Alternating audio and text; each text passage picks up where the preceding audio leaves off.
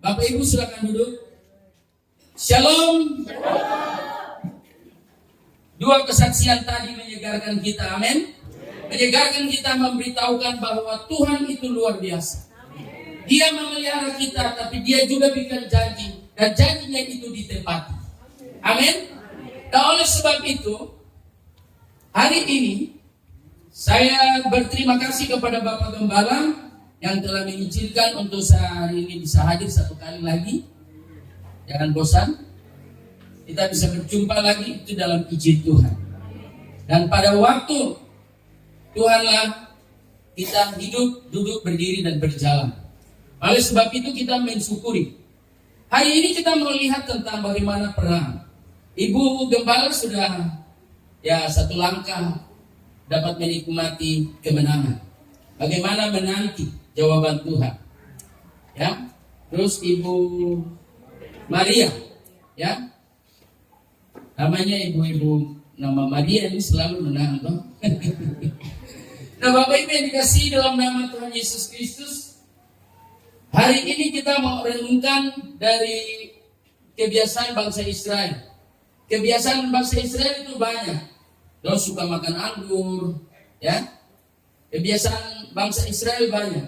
Tapi kebiasaan yang satu ini tidak pernah hilang dari zaman tertulisnya bangsa Israel dalam Alkitab sampai hari ini. Kira-kira siapa yang menjawab ini? Hadiahnya tidak ada. Saya kasih tahu terus terang. Kalau kemarin coklat, tapi hari ini tidak ada. Tapi siapa yang bisa jawab? Kebiasaan satu dari bangsa Israel apa? Ya? Perang. Dong itu sama dengan orang di mana di Papua. Mari kita tepuk tangan bagi Allah kita. Tidak pernah berhenti, ya, tentang perang di tanah Papua ini. Kita dengar di kota Donggala sil-sil, tapi di gunung perang. Saya pergi ke pedalaman, saya lihat wajahnya sama, tapi perang terus, ya. Nah, Bapak Ibu dikasih, bangsa Israel pun selalu perang terus, menang, kalah, perang lagi. Kalau begitu mundur terus perang lagi, tapi Israel itu kalah, bangkit, perang lagi. Nah, Bapak Ibu dikasih dalam nama Yesus, orang Kristen tidak akan pernah berhenti dari peperangan terhadap semua situasi kondisi dalam hidup ini. Oleh sebab itu, Tuhan menitip satu pesan hari ini bagi kita. Ya, hari ini kita lihat gedung di sebelah kita sedang perang ini. Ya, untuk mengumpulkan dana yang cukup banyak dengan semangat yang kecil ini tidak mungkin. Tapi firman Tuhan dalam Injil Lukas pasal 1 ayat 37 berkata, sebab bagi Allah tidak ada yang mustahil. Tepuk tangan sudah bagi Allah kita. Makanya tepuk tangan jangan cicil-cicil. Dalam hidup itu kau harus ambil banyak dari Tuhan. Kita harus melakukan sesuatu yang banyak dari Tuhan. Ya. Tidak ada mic. Ya. Kita harus mengumpulkan sesuatu dan kita berikan kepada Tuhan. Tepuk tangan itu merupakan saya sebut perkataan tepuk tangan, tapi jemaat spontan untuk tepuk tangan bagi Tuhan. Nah, Bapak Ibu yang dikasihi dalam nama Yesus, ya, di jemaat kecil yang Tuhan percayakan, dong tidak berhenti tepuk tangan kalau saya sudah berdiri. Karena saya pikir kita perlu berikan aplaus sama Tuhan itu tidak pernah berhenti. Karena Tuhan memberikan segala sesuatu untuk kita. Mata yang kita miliki ini, lirik kiri, lirik kanan, ini tidak ada di Jerman. Ahli mata di Jerman bilang jaga baik-baik. Karena yang akan digantikan itu semua palsu. Tapi yang diberikan ini harganya tak ternilai. Nah, Bapak Ibu yang dikasihi, kaki yang engkau pakai ini, sekecil-kecil ini kaki saya selalu bilang Tuhan Yesus, naikku terlalu banyak. Amin. Selalu baik. Karena setiap kali injakan kaki di mana-mana saya bilang terima kasih Tuhan. Kau antar untuk melihat tiap kota, tiap daerah. Ya, satu waktu di jemaat kecil itu saya dapat undangan untuk pergi ke Singapura. Terus saya garuk kepala karena tidak ada uang kok pergi ke Singapura. Tapi Tuhan punya cara itu luar biasa. Saya dan istri terbang sampai di Jakarta. Belum sampai Jakarta, di Makassar saya disuruh mampir untuk pimpin doa untuk. Dia bilang, "Bapak di mana?" Saya bilang, "Saya sedang terbang menuju Jakarta." Wah, luar biasa. Terus salah satu hamba Tuhan bilang, "Bapak, tolong mampir di Jakarta sebentar saja. Ibu biar terbang ke Batam. Kalau ada keluar, kalau tidak turun semua di sini." Saya bilang, "Tidak bisa berpisah lah, harus sama-sama." Pendeta, kalau pendeta besar dia hatur juga kita yang kecil-kecil. Jadi, sudah Bapak turun. Akhirnya saya turun, tapi istri bilang, tidak saya tidak bercampur-campur politik. Jadi ibu terbang dan saya pimpin doa pengucapan syukur Bapak Gubernur Lukas, kemenangan pertama. Bapak Ibu yang dikasihi, dari situ ada dana untuk masuk ke Singapura dan mengikuti convention misi di sana. Bapak Ibu, semua terjadi karena doa, bukan terjadi karena apa-apa. Oleh sebab itu kita akan melihat betapa pentingnya mengikuti Tuhan di dalam hidup, karena Tuhan mengerjakan perkara-perkara hebat dalam hidup orang-orang kecil. Amin. Tepuk tangan bagi Allah. Kita akan melihat tiang-tiang ini berubah dan besok ada istana kerajaan surga di tempat ini untuk kita beribadah selama kita hidup. Kalau ada gembala yang sudah merencanakan, jangan bikin yang paten-paten, ya, supaya saat mau pindah, tapi Tuhan bikin permanen.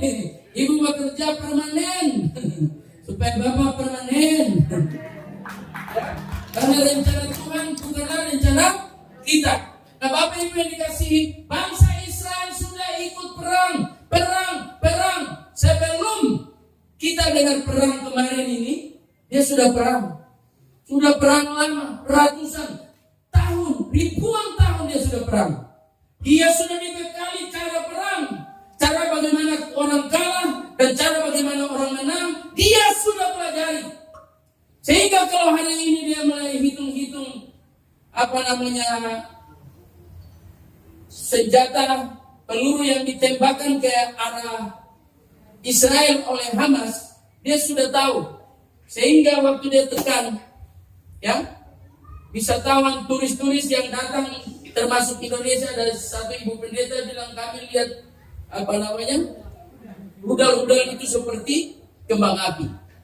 Dan polisi di sana, keamanan di sana bilang, ibu tidak usah takut. Semua tidak usah takut.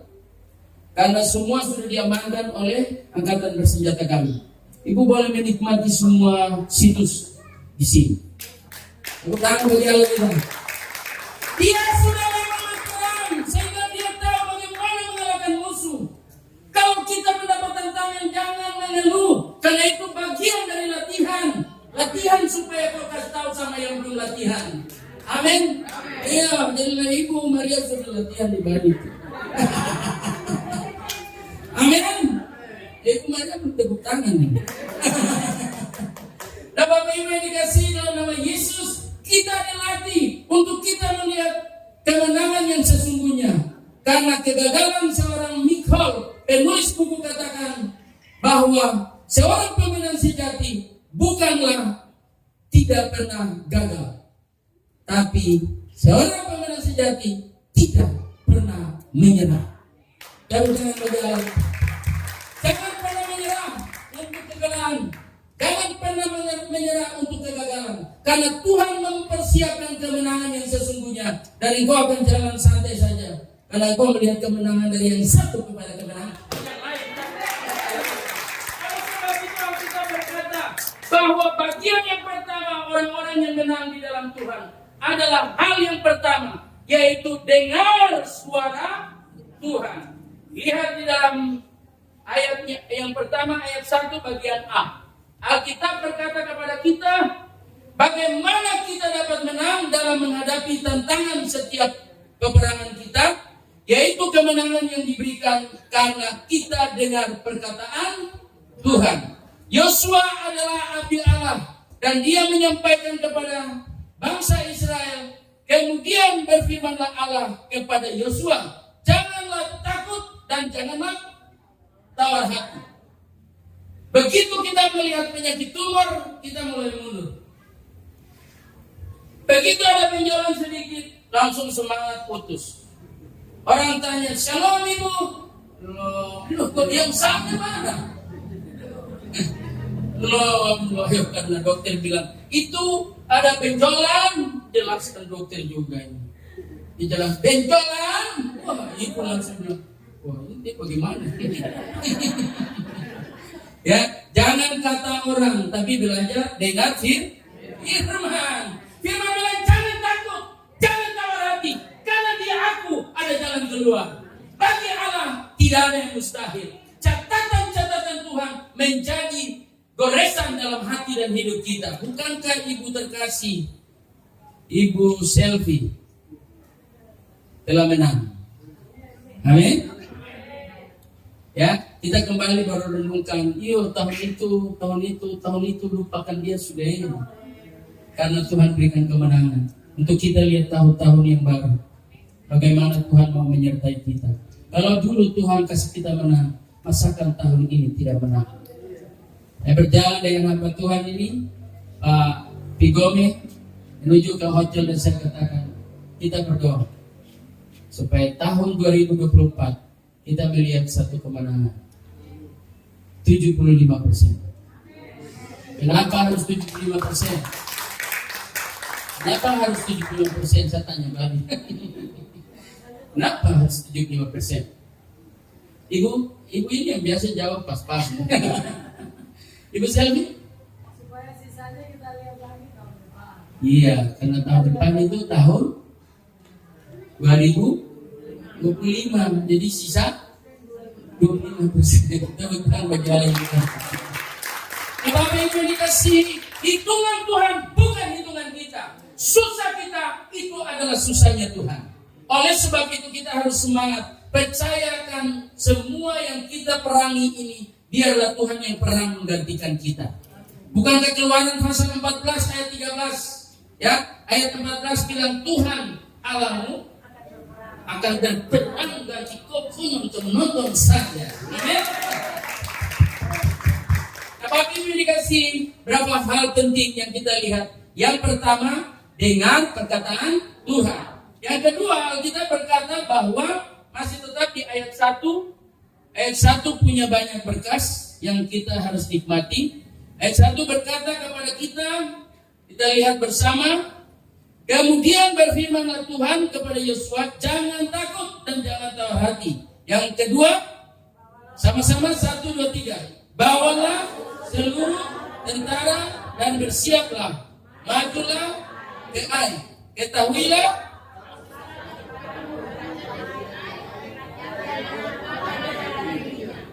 ya, jadi yang pertama kita merenungkan, bawalah seluruh tentara dan bersiaplah. Majulah ke Ai dan ketahuilah. Bapak Ibu yang dikasihi, hal yang kedua yang Alkitab katakan bahwa setelah engkau mendengar firman Allah menjadi sesuatu yang luar biasa dalam hidupmu, supaya engkau tidak takut. Yang kedua adalah kumpulkan kekuatan dari dirimu sendiri. Karena diri kita tidak kuat, kita lemah. Amin. Kita lemah, jadi kita harus kumpul kekuatan. Kekuatan kita lewat apa? Lewat kita harus kasih yang pertama kepada Tuhan. Mau ambil motor baru, kasih apa? DP. Kita kasih doa dan puasa. Kita kasih doa dan puasa kepada Tuhan.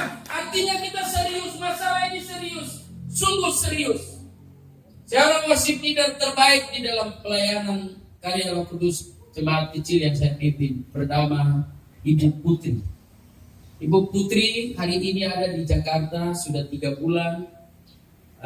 Dia pemimpin pujian dan sakit tiroid mengganggu dia sehingga tiroid itu berkembang jadi tumor, dan tumor itu telah menjalar ke jantung, ke paru-paru, ke tulang belakang, dan satu tulang belakangnya sudah keropos dan dia terbaring sampai hari ini. Tetapi 1 minggu ini dia mulai berdiri, bisa kuat, bisa kembali mandi sendiri, dan bisa kembali ke kamarnya sendiri, bisa ketemu tangan. Dokter angkat tangan, dia sudah kasih keluar biaya bersama kakak beradik, orang tua, keluarga besar, sehingga habislah ratusan juta. Dan dia dikeluarkan karena biaya tidak ada lagi. Dokter bilang bisa keluarga bayar dan kita operasi, tapi nanti dia akan meninggal di meja operasi. Bapak Ibu, perang terhadap penyakit akan membuat seseorang menjadi takut. Tapi saya mau katakan kepada Tuhan, disinilah kita menguji, karena Tuhan bilang, ujilah aku.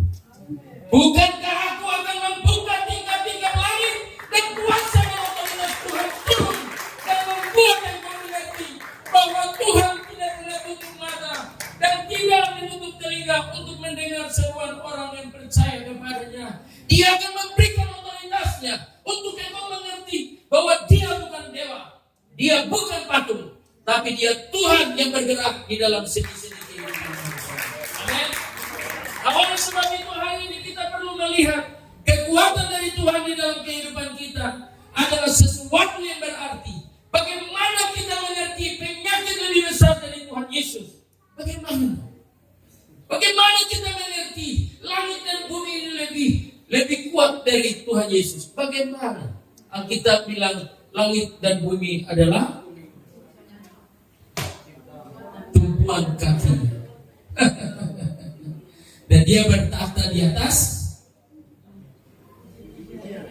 Jangan pernah meremehkannya, karena kekuatan yang kedua adalah praise and worship, pujian dan penyembahan. Sedang ibu masak nasi putih, setelah nasi dia goreng lagi nasi itu, hanya kasih garam sama bensin dan tomat sedikit dia potong, masak dan anak-anaknya makan. Dia bilang, nah ada berkat itu makan. Dan mereka mengucap syukur karena mama dia masak, ku kasih kau dengan dia masak dan dia membuat masakan yang enak karena dia masak dengan sukacita di tengah kekurangan. Anak-anaknya bilang, Ma, ini mama beli di mana? Mama beli apa? Mama masak.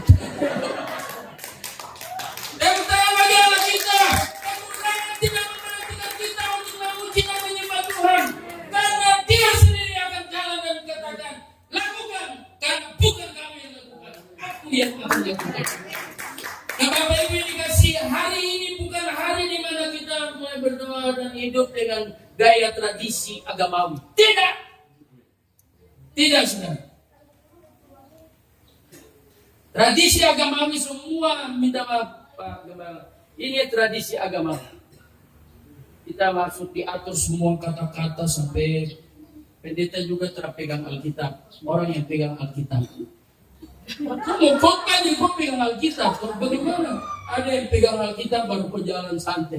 Kau yang khotbah, kau harus pegang Alkitab. Tapi ini tradisi agamawi sampai semua diatur dalam upacara, jadi kasihan dia lembaran itu tinggal karena sudahlah, kita tidak sebicara. Tradisi agamawi bikin kuasa Allah tidak bekerja dalam gereja. Kita hidup dengan semua dengan aturan tradisi sampai tua dikubur juga dengan tradisi. Kira semua masuk surga, tahu-tahu dia kaget gitu. Oh, dia bilang sungguh mati. Lu bikin upacara bagus. Sampai hanya di neraka dia marah, tapi sudah terlambat karena hidupnya dengan tradisi agama. Stop dengan roh tradisi agamawi. Karena Tuhan latih kita untuk berperang, untuk katakan bahwa Tuhan di depan dan biar saja kita. Bapak Ibu yang kasih, kita bangun pujian dan penyembahan. Di gereja ini kasih kita bakar. Jemaat angkat tangan, bagaimana tidak latihan nanti ke surga baru malaikat terbang-terbang kita baru belajar. Kita angkat tangan. Kita tepuk tangan. di surga baru kita bilang, semua malaikat juga bala tentara ini banyak sekali loh untuk memuji Tuhan. Kita latihan, bukan latihan di sana. Di sana, di sinilah tempat latihan. Saya masa begitu. Oh, begitu. Saya baru tahu sistemnya ya. Nah, Bapak Ibu dikasih dalam nama Yesus. Perlengkapan yang berikut adalah apa lagi? Present worship kedua, yang ketiga adalah baca firman. Alkitab itu adalah buku bintang orang Kristen. Tidak ada yang lain, hanya Alkitab. Sampai kau baca sampai di kitab Pengkhotbah, Kidung Agung jelaskan segala macam yang kau tidak tahu. Ini apa ini? Baca saja. Namanya Alkitab, baca. Satu hari nanti Tuhan bilang buah daun zaitun yang digigit sama burung waktu Nuh kandas itu artinya nanti Tuhan kasih tahu. Bukan karena kau pergi sekolah Alkitab hanya pergi tanya daun zaitun. Kenapa sekolah? Saya mau tanya itu, mau kuliah supaya saya tanya daun zaitun. Tidak, Roh Kudus akan kasih tahu kau. Di gereja ada Pak Gembala, dia akan kasih tahu kau kenapa itu. Nanti berketemu belajar ya, Pak Gembala. Nah, Bapak Ibu dikasih dalam nama Yesus, doa dan puasa tadi pertama. Yang kedua adalah present worship, pujian penyembahan harus tidak pernah berhenti. Kita menyanyi karena nafas ini Tuhan yang kasih. Amin. Yang berikut adalah firman. Kita suka akan firman. Yosua pasal 1 ayat 8 sampai 9 berkata bahwa perkatakan Taurat itu siang dan malam. Amin. Aduh, luar biasa. Jemaat Kairos akan diberkati oleh Tuhan. Artinya Kairos apa? Waktu Tuhan. Kalau kamu Kairos saya tertawa lagi bagaimana nih. Tapi memang bagaimana aku tahu. Ya. Pas latih orang yang jawab juga mantap. Nah, Bapak Ibu yang dikasih dalam nama Yesus, ini waktu Tuhan. Waktu Tuhan untuk apa? Waktu Tuhan untuk kita kasih tinggal tradisi. Bukan kita tetap pakai maksudnya. Tetap pakai. Tapi maksudnya tidak usahlah ketergantungan. Tetapi kita mau menyerahkan hidup ini kepada otoritas Tuhan. Sehingga gereja yang bagus berdiri ini, roh yang bagus dia akan mengikutinya ke sana. Dan kita akan melihat mujizat demi mujizat terjadi. Oleh sebab itu, anak-anak muda bantu Pak Gembala dan bapak-bapak majelis. Ya, tanya sama mereka, Bapak, apa yang saya bisa lakukan? Mungkin baktela 1, daripada kau beli bakso itu dapat baktela berapa? Amin. Amin. Tepuk tangan yang keras bagi Allah kita. Sebelum orang kasih ulur tangan dari jauh-jauh, kita sendiri sudah ulur tangan. 75% ternyata Kairos yang bikin, bukan orang lain. Amin. Itu kita akan lihat. Kalau kita sungguh-sungguh mau menang, kita membuat sesuatu yang mempermuliakan nama Tuhan. Hal yang berikut, Alkitab berkata dalam bagian kita, masih ayat 1. Ayat 1 ini penuh dengan janji Allah. Coba baca bagi kita, bagian C. Ketahuilah, aku serahkan kepadamu raja-raja negeri Ai. Ketahuilah, aku serahkan Raja Ai. Terus, rakyatnya, kotanya dan negerinya. Sudah bayangkan. Terima kasih Pak Ketua Pembangunan. Tuhan akan menyerahkan Ketua Konferensi. Ini semua ini Kairos ini. Ya, Tuhan akan menyerahkan. Ya, Tuhan akan menyerahkan. Apa yang kita gumuli hari ini di dalam hidup. Ya, kalau bangsa Israel ya dia sudah latihan lama. Jadi kekuatan itu luar biasa. Tetapi kita bagaimana? Bapak Ibu yang dikasihi dalam nama Yesus, Alkitab berkata bahwa Tuhan bagian yang ketiga adalah bocoran dari surga diberikan untuk orang percaya. Setiap kali ujian nasional ada saja yang dapat bocoran. Sampai kasihan yang lain yang terdapat bocoran. Kok dapat segini? Terus coba-coba. Ya? Ada juga yang dapat bocoran di pinggir. Teman bagus. Jadi bocoran juga itu. Tapi hari ini Kairos mendapat bocoran dari surga. Amin. 75% akan terselesaikan di tahun 2024. 25% sesuai dengan tahun yang Tuhan berikan, dia terjadi di tahun 2000. Kairos yang sebut. Bapak Ibu yang dikasihi dalam nama Yesus, terima kasih kepada Tuhan karena Tuhan memberikan kepada kita bukan saja tugas tanggung jawab, tapi Tuhan berikan strategi kemenangan. Amin. Kita lihat tadi malam, saya lihat strategi kemenangan yang diatur oleh tiap calon presiden. Ya, mereka berikan pujian kepada pemimpin-pemimpin partai luar biasa cara mereka. Tapi orang-orang Kristen yang percaya kepada Tuhan mau menang atas setiap masalah, sakit penyakit kah, ekonomi kah, masa depan kah, jangan kau cari di mana-mana. Karena buku pintar ini mengajari engkau strategi kemenangan. Alkitab berkata di dalam ayatnya yang ketiga sampai dengan ayat yang ketujuh, Allah berbicara tentang strategi kepada Yosua, dan Yosua berbicara kepada jemaat, kepada bangsanya. Dia katakan 30.000, sebagian akan ikut saya menyerang dari depan, dan sebagian bersembunyi di malam hari itu dari belakang. Kamu tunggu, pada waktu kami akan lari waktu mereka menyerang, kamu akan masuk ke kota. Waktu itulah kota itu kamu musnahkan. Bapak Ibu yang dikasihi, strategi untuk kemenangan Tuhan berikan juga kepada orang percaya. Oleh sebab itu, hari ini, tadi malam itu siaran menyatakan bahwa Afrika Selatan mendukung dunia karena sudah kurang lebih 23.700 sampai 300 nyawa melayang di Palestina, sehingga mereka membawa Israel ke mahkamah militer, mahkamah internasional. Nah, Bapak Ibu, sebelum mereka bawa Israel juga bicara, dia berdiri dan dia bicara di depan itu sidang itu. Dia bilang, kami siap terima, tetapi kami juga punya alasan. Karena yang menyerang pertama adalah Hamas.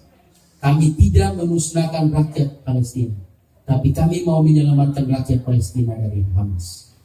Bapak Ibu, dia punya alasan. Dia sudah lama perang, jadi dia tahu bagaimana untuk memberikan alasan untuk menang dalam setiap pergumulan. Kita punya banyak alasan. Kalau Tuhan membawa kita mengalami banyak peperangan, Tuhan mau tolong kita. Jangan bersungguh terlalu banyak seperti bangsa Israel yang lain, tapi belajar seperti Musa. Dia sudah mengerti Tuhan. Dia tahu bahwa kesukaran ini selalu ada jalan keluar. Sakit ini pasti ada kesembuhan. Susah ini pasti ada penghiburan. Berikan kemuliaan bagi Allah. Hamba Tuhan bisa mainkan musik.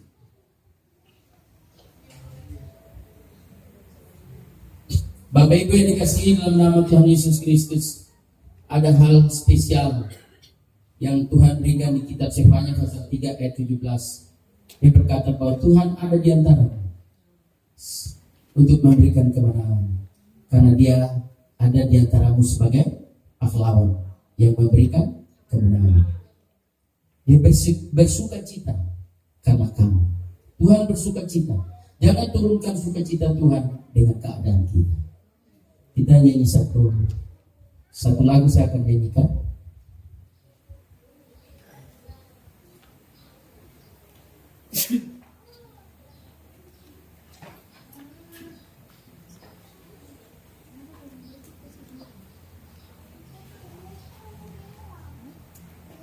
Bapak Ibu yang dikasihi, Tuhan tidak salah menempatkan kita di semua situasi. Oleh sebab itu, klimaks dari penyampaian firman lagu ini berkata, Yesus tidak pernah salah. Dia tidak pernah salah menempatkan kita dalam posisi masalah. Tidak pernah salah. Dia menempatkan kita untuk kita mengalami kemenangan. Ibu Gembala, puji Tuhan. Kita tepuk tangan bersama Ibu Gembala. Bagaimana kemenangan itu diberikan. Dan kalau ada Bapak Ibu ada dalam posisi ada sakitkah, pada pagi hari ini saya rindu sebelum meninggalkan kota ini, saya mau berdoa untuk yang sakit.